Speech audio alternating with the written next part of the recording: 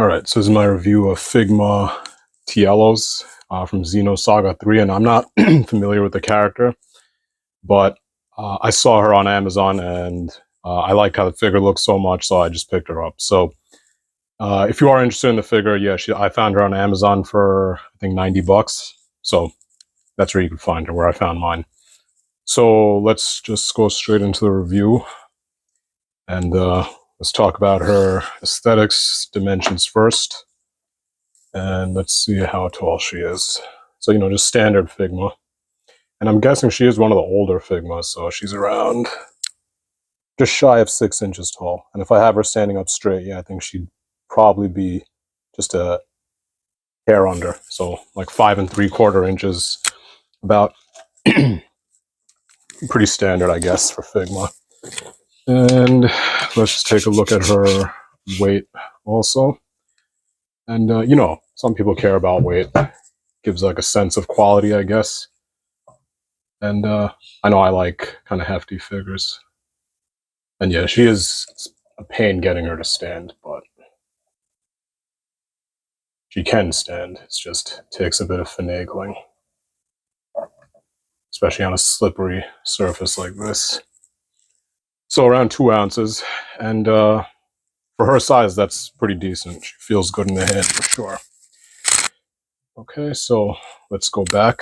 Let's put her back here, and let's talk about her overall aesthetics. So the reason I got her is because she just looks flat out stunning. Like, this is like a very good looking figure. So very clean paint, like the blues, the reds, purples, gold. Just, it looks very nice when it comes all together. So she's definitely a very good looking figure. Very clean paint, and you'd kind of expect that from Figma anyway. Hair is a bit translucent with some green shading towards the bottom. Looks very nice. So yeah, overall, extremely impressive in the details department. So she looks great. And yeah, the eyes especially just really stick out. Very nice looking figure. So easy 5 out of 5 there. And let's just talk about her articulation. And this figure, I think it's a bit older, so articulation is going to be a bit dated, but let's just talk about it anyway. So head is on a standard ball joint, much better than the old Figuarts for sure, which use those kind of horrid ball swivels. So her head gets great movement. Speaking about her head, the hair does move away. They're on ball swivel, so they don't really get in the way. Very nicely implemented there. Would have been nicer on just plain ball joints, but no big deal. Torso's on a ball joint. You do get that much for it. Again, very kind of dated. You get back a bit more. You do get gappage under there, like you could see the ball joint in there if you look close enough. So something to be aware of. These are on ball swivels, her shoulders, so you do get like a very tiny kind of butterfly rocker there. Butterfly shoulder, like just a butterfly movement in the shoulder. And they do swivel up and down. Not terrible.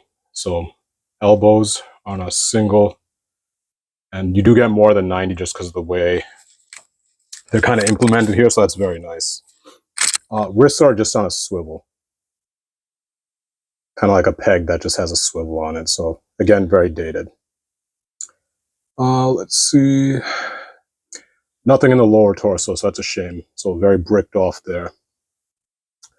Now, you got to be careful with her legs, because her legs get very limited articulation, because they kind of have this kind of diaper piece here. This is a soft plastic.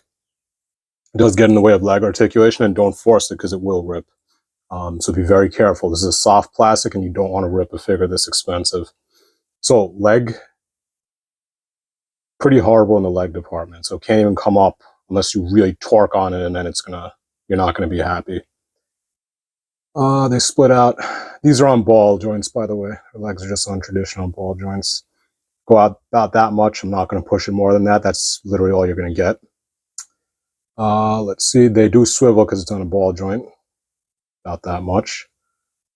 Legs, again, very nice kind of Figma joint. They got decent bend right there for an old figure. Obviously much better on the newer ones, but Figma is a little bit, they're kind of slow to adapt. I guess Figuart's a bit more innovative in that department. But yeah, and let's go down to our ankles.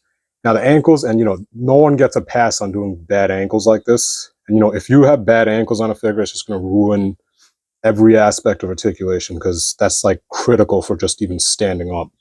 So these figures with high heels, people always kind of have trouble putting in like a proper ankle joint.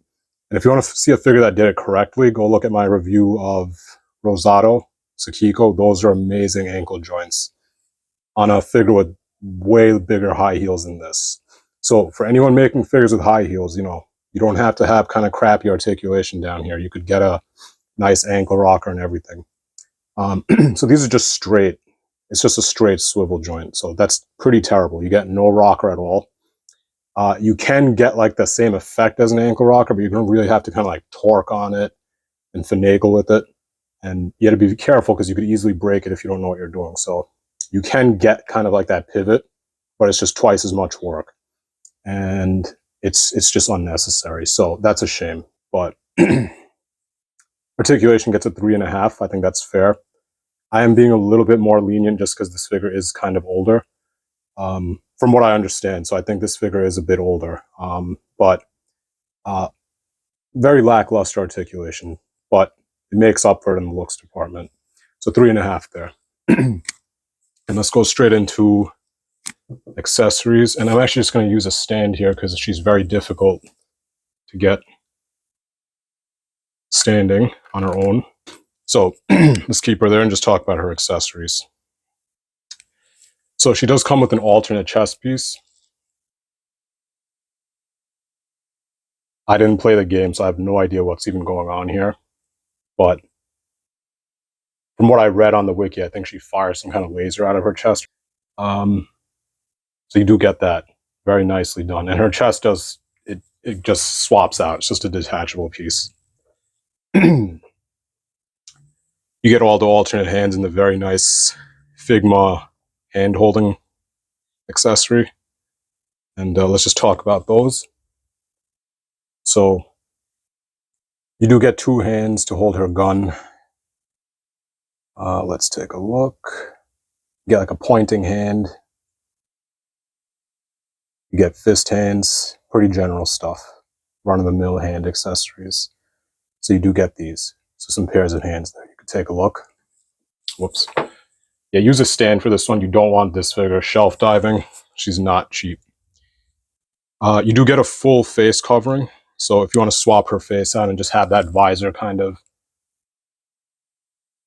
covering her entire face, you just swap this piece in, and I'll put pictures in at the end of how this stuff looks.